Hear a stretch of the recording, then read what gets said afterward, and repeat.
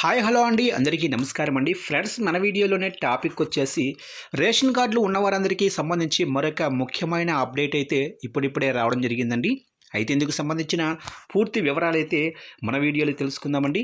Video మాత్రం ఎక్కడా skip చేయకుండా చూడండి ఫ్రెండ్స్, అప్పుడే మనకి పూర్తి సమాచారం అయితే తెలుస్తుంది. అలాగనే లైక్ చేయండి ఫ్రెండ్స్, లైక్ చేయడం వల్ల మనకు తెలిసిన ఈ ఇన్ఫర్మేషన్ ఇంకొంతమందికి అయితే తెలిసే అవకాశం ఉంటుంది. లైక్ చేసి మన ఛానల్ని సబ్స్క్రైబ్ అయితే చేసి ఫాలో చేయండి ఫ్రెండ్స్. లేట్ చేయకుండా వివరాల్లోకి వెళ్ళిపోదాము. ఇక ఈకేవైసీ పూర్తి చేయకపోతే రేషన్ కార్డులు రద్దు. ఇక ఏపీలో ఈకేవైసీ పూర్తి చేయించుకొని వారి రేషన్ కార్డులను రద్దు చేస్తామని రాష్ట్ర ప్రభుత్వం హెచ్చరించింది.